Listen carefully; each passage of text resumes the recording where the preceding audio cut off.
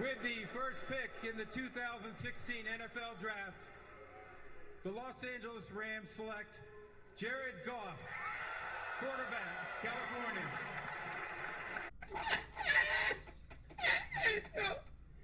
Si no le ayuda a la fábrica, el camión no sale.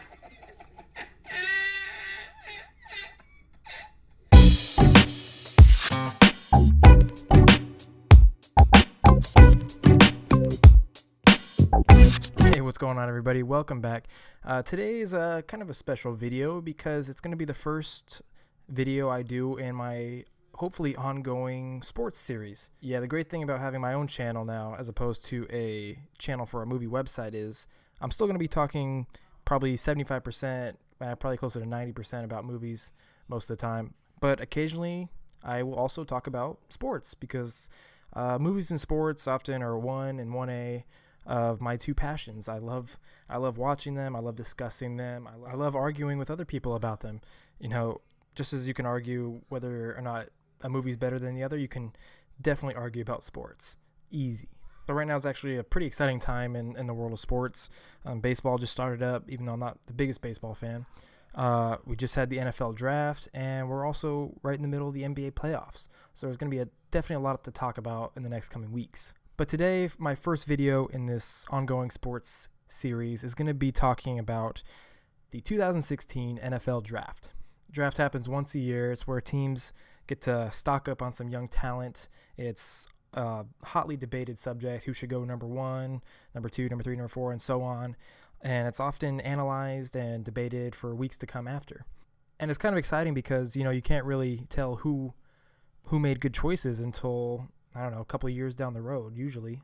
I mean, yeah, you'll get your immediate studs like your Andrew Luck, Odell Beckham Jr., but most of the time you won't be able to see whether or not you made a good choice for at least 2 or 3 seasons. So I'm just going to talk about a couple of the big things. I'm going to talk about the first 5 picks.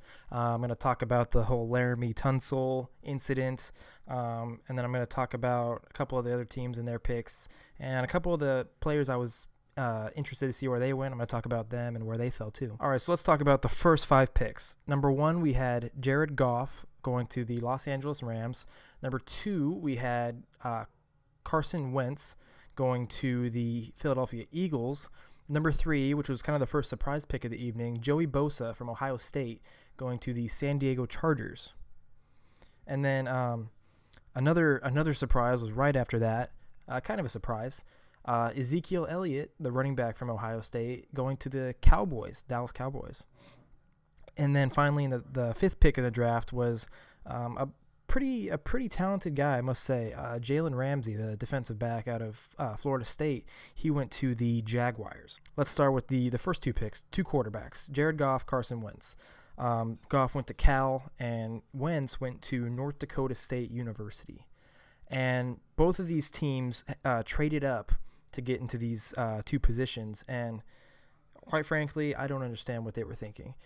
I haven't seen any of the games that both of these guys played in. I didn't watch any of the games while they were happening. I went back and saw some footage, some highlight film of them, and they look like decent quarterbacks. But do I think they look good enough to where I would trade away multiple picks and multiple players and basically trade the farm for these guys? I don't see it. I just don't see it, especially when you're the Eagles and you had Sam Bradford, who is a somewhat established quarterback. You know what you're going to get from him usually. He has talent, but to trade away a ton of your assets to get either of these guys just doesn't make any sense to me. Will they turn out to be Pro Bowl quarterbacks? Possibly. I see them both as just middle of the road starters. Maybe like maybe at the best a Matt Ryan, who has never made it to the Super Bowl, let alone won a Super Bowl. So I think Cleveland definitely got the best out of that deal with the Eagles because they got, I think, like 4 or 5 picks over the next 2 years, which included the Eagles, I believe, 8th round pick, or 8th overall pick. And I just don't understand. Both of those picks, I don't think we can really judge, at least for 2 or 3 seasons. I don't know how much playing time they're going to get this first season, but definitely something to keep an eye on. Now, my favorite player in the draft going in was the guy who went 3rd overall, Joey Bosa from Ohio State. This dude's a beast.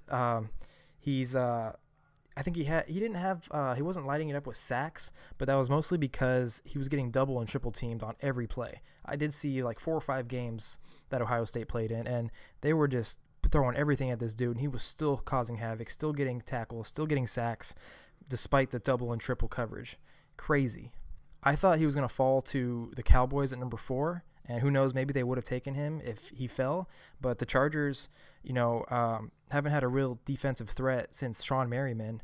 That was a while ago, too. Being a guy from Southern California, I do watch a good amount of Chargers games, and their defense has been just shit for a long time. Eric Weddle is a decent player. I think he's a bit overrated, but definitely I'm excited to see what they have now, see how their defense runs with Joey Bosa causing a little havoc. So the first real shock of the night, I guess if you could call it that, it makes sense to me now, but I was surprised when I heard it too, was with the 4th pick in the draft, the Dallas Cowboys chose a running back, and that running back is, of course, Ezekiel Elliott from Ohio State. Zeke burst onto the scene with that magical championship run Ohio State had 2 years ago, beating Wisconsin, then Alabama, and then Oregon finally in the final. And the dude was a beast, averaging like over 200 yards per game in those 3 games.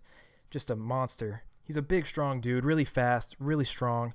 But still, historically, especially in the last 15, 20 years, running backs picked in the top 5 have not done very well. You got your Reggie Bush, who's had a decent career, but nothing spectacular. Trent Richardson certainly is a bust. But, when I first heard about that pick, I was a little surprised because I thought they were going to take a defensive player because their defense is terrible and their offense is good. And they just signed Alfred Morris, and they already had Darren McFadden, who had a pretty good season. So maybe they would have taken Bosa if he was there at 4, but since he was taken at 3, they chose Ezekiel Elliott, a running back. You got to look at it this way too. Having a really strong running game, like they had 2 years ago when the Cowboys went 12-4, basically on the back of DeMarco Murray, it does a couple things. When you're able to run the ball effectively, it keeps your defense off the field. Your drives take longer. It helps your quarterback, which Tony Romo definitely needs. You can work with play action more. Keeps the defenses on their feet, and basically your offense becomes a lot more efficient, and it keeps your defense off the field. And if you see the defense the Cowboys are going to be working with this season, you want them on the field as little as possible. So now that the Cowboys have this platoon at running back with McFadden, Alfred Morris, and Elliott, I think they have one of the top 3 offenses in the game right now. Because you look at that offensive line with Ty Smith at left tackle, Lyle Collins, Zach Martin, Travis Frederick, just a beast offensive line. And if you put those 3 running backs behind there, you have your speed back, McFadden, kind of your power back with Morris, and then your all-around back with Elliott. I think, and you have Des Bryant coming back. Hopefully he's 100%. I think this offense is going to be really fun to watch. And hopefully it is, because I don't want to see that defense at all. And then with the 5th pick, the Jaguars chose corner Jalen Ramsey from FSU. Some people saw Ramsey going as high as 3rd, but he fell to 5, and I think the Jaguars did the right choice. They have their quarterback, Blake Bortles. They have some other strong pieces, but now they're just shoring up that secondary with a really talented player in Ramsey. Overall, the top 5, I think all 5 are pretty good players. I have some big question marks about Goff and Wentz. But like I said, we won't really be able to judge how good those picks were for a couple of years, I think. Unless they both just light it up this first year, which I really doubt is going to happen. Bosa, I think, is the best player in the draft. A really great pick for the Chargers, shoring up that D-line, helping their secondary a lot too. Ezekiel Elliott, I think, is the most interesting choice. We'll see how he does. I think he's going to be really good. If he's the next Emmitt Smith, great job, Cowboys. We'll see about that, but definitely the one I'm most interested to watch. And then Jalen Ramsey at 5 is the safe pick. He fell to number 5. The Jags had to take him, and it was just a really safe pick, and I think it'll help them a lot. Okay, one of the most talked about stories on the first night of the draft was this whole Laremy Tunsil situation. Tunsil was early projected to be possibly the number 1 pick. I think he's easily the most talented O-lineman in the draft. He's a left tackle, a big, strong guy out of Ole Miss. Really talented, really quick on his feet, but a lot of scouts still say he has room to improve too. So I shit you not, 5 minutes before the draft starts, someone hacks this guy's Twitter account and posts a picture or a video of Laremy Tunsil with a gas mask on with a bong attached to it, and he's lighting it up. And, he looks pretty experienced. I don't think that was his first time. Just saying. But damn, I mean, the timing couldn't have been worse. Like I said, early on, he was projected to go as high as 1. And I think up until last night, he was projected to go as high as 3 to the Chargers. And yeah, the timing really couldn't have been worse. So 5 minutes before the draft, that picture gets posted to his Twitter account, and he falls all the way to 13. He goes from 3 to 13 being drafted by the Dolphins. People are saying he lost almost $7 million in about 5 minutes, in those 5 minutes. Damn. It's not the normal scenario where, you got these leeches that just want some of the money after you make it pro and get all these dollars. No, this is much more severe. Not only it's not that they just want you to give them money, it's they personally don't want you to have the money.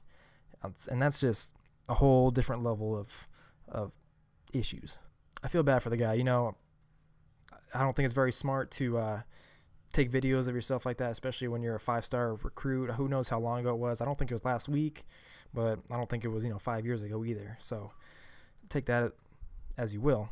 And then he said someone hacked his phone, and that's how they got the picture or the video. And I'm just thinking, why would you have that on your phone? It's not very smart. Nevertheless, I don't think most people should have to worry about their phones getting hacked into right before they're about to make millions of dollars. That sucks. The timing of it sucks. Despite having some injury problems over the last few years, I think he had like a knee issue a couple of years ago, and then like some heel issues more recently. But still, despite all that, I think him going 13th to the Dolphins is an absolute steal. I think he's easily one of the most talented linemen we've seen on past couple drafts. People are comparing him to like a Joe Staley, to a Trent Williams, and if he turns out like those, I mean, Pro Bowler, possible Hall of Famer. So, and I think I read somewhere the Dolphins, Ryan Tannehill has been sacked like more than any other quarterback in the last couple of years. So they definitely need to shore up that tackle position, and who better than this dude? Granted, if he can stay healthy, and also given he stays out of trouble. So I don't blame some of the teams for passing on him, because he does come with a lot of baggage, and he is perceived as a pretty high risk. But at number 13, I think the Dolphins were really smart in taking him. I think his upside is definitely worth the risk, and overall just a great pick. All right, there are a couple other players that I was looking for to see where they went in the first round. Shaq Lawson, Josh Doxson, Paxton Lynch, and Robert Kimdichie. Now, Shaq Lawson, I saw him play a couple times, and he was on First Take with Stephen A. Smith and Skip Bayless, and I really liked his interview. He seemed like a really nice guy, really hard worker, just a physical beast. He's a D lineman, by the way, and he went to the Bills, 19th overall, and that makes a ton of sense. Rex Ryan is the head coach, obviously.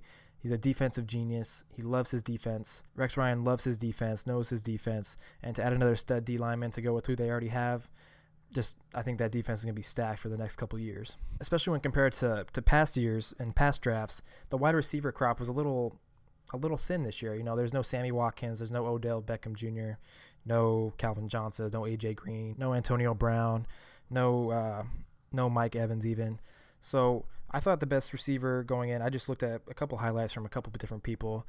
This guy, Josh Doxson, goes 22nd overall to the Redskins, and I think the Redskins are doing really well this offseason. I think they added a great receiver in Doxson. Obviously, they just stole Josh Norman from the Panthers after that whole fiasco, which was, I still don't understand how they let him go, but whatever. Kudos to the Redskins. I think they're going to really be much better this season. Kirk Cousins, I actually kind of like Kirk Cousins, but adding another weapon for him, plus adding a stud cornerback, I think they've done a really good job this offseason so far. Another kind of surprise move was when the Broncos traded up to the 26th pick to take quarterback Paxton Lynch. And take one look at this guy, and he looks surprisingly like Brock Osweiler, who just left to sign a big deal with Houston, I think. John Elway knows his shit. He knows his quarterbacks. He likes the big, tall, strong dude, stand in the pocket, throw 100 miles per hour. And I think this guy's going to be pretty good. He has all the aesthetics. We'll see how he does. He's going to definitely take a couple years to get groomed and used to the speed of the NFL. But I think if he does, and being mentored by Gary Kubiak, who's a great quarterback coach and head coach, and of course John Elway as well, I think he could be pretty good the next couple of years. Another guy I really liked this past season watching was Robert Kimdichie from Ole Miss. Big, strong guy, causes havoc on the defensive side, just a really stud player. If he didn't have a couple of off-field issues, I think he'd be a top 10 pick easy because physically he's all there. Some people have questioned his motor. Some people question his passion, which, you know, when he's on, and he's a beast. But when he's not, you know, he can kind of get lost in the mix. Fair enough. And then there was this whole incident where he got high, I think, at a hotel, fell like 10 stories down through a glass window. And yeah, you never like to hear stuff about like that, especially about a potential top 10 pick. But he dropped all the way to 29th, and he got drafted by the Arizona Cardinals, a great team already with a great defense full of veteran leadership in that clubhouse. Who better to take this guy under their wing than Bruce Arians, a defensive genius, a great head coach. Plus, you have some great leadership in there. Larry Fitzgerald, Patrick Peterson, Honey Badger Ty Matthew. I can never figure out how to say his name. The Honey Badger. You know what I'm saying. What a great pick by the Cardinals. I think he's a beast. And if they groom him right and he works hard, he's going to be a stud. And go on that defensive line with Calais Campbell. And like I said, you got Honey Badger and Patrick Peterson, that secondary. Ooh, this team could be really, really good next year, like they were last year. And then the last guy I want to talk about is Cardale Jones, quarterback for Ohio State. Led the team once Braxton Miller and JT Barrett went down a couple years ago. Led them on that championship run, beating, I think, Wisconsin, Alabama, and finally Oregon. And he played great during that stretch. And then last season, when he was named the starter, he kind of struggled. Had some trouble beating some pretty weak teams. But overall, I think the guy is still really good. Physically, he's a monster. He's like 6'5", 250, has a cannon for an arm, can get out and run when he has to. And he got drafted by the Bills in the 4th round, 139th overall. That's crazy to me. This dude has been proven not to be afraid of the moment, has stepped up when the first two guys on the depth chart went down, stepped up like it was nothing, and led the team to a national championship. That's not easy. I mean, listen to all the quarterbacks that got picked before Cardale, a proven national championship big game winner. Listen to this list. Once again, these guys got picked before Cardale Jones. Obviously, Jared Goff and Carson Wentz. Obviously, Paxton Lynch, who we talked about. Then you got Christian Hackenberg, Jacoby Brissett. I've never even heard of that dude. Cody Kessler from USC, Connor Cook from Michigan State, and Dak Prescott, who was picked up by the Cowboys. Once again, I think you could throw all of those guys in a hat, pick one out, and they're all relatively about the same. I don't see any quarterback that's that much better than the others. Which of these guys are going to have the best NFL career? To be honest, I have no idea. I think out of all of them, I think Paxton Lynch has the best opportunity. Peyton Manning just retired. I think I don't know who they have at quarterback right now, but I think Paxton Lynch is being groomed to be the future. And I think Elway likes him, Kubiak likes him, and I think he has the most room to succeed out of all these guys. Goff and Wentz will definitely have the most pressure, and I don't know if their skill set is going to help them with that. It remains to be seen. Overall, guys, a lot of interesting things that happened, especially in these first 2 nights of the draft. Some really great players in this year's draft. I think we got definitely a couple Pro Bowlers, maybe a couple All-Pros. Really interested to see how Elliott works with the Cowboys. Really excited to see how that offense runs now. All right, everybody, please comment below what you thought about this video and about the draft as a whole. Do you like these sports videos? What other sports topics do you want to talk about? I'm all ears. Like always, please follow me on social media, on Twitter at Dominick Summa, on Instagram at DomSum, Snapchat at Dominick_Summa4. And if you like this video, please like it. Go check out some of our other videos. Subscribe to the channel. It really helps me out a lot. I appreciate it so much. I think that's going to wrap it up for this video. And you know how it goes. Until next time, I'll see you later.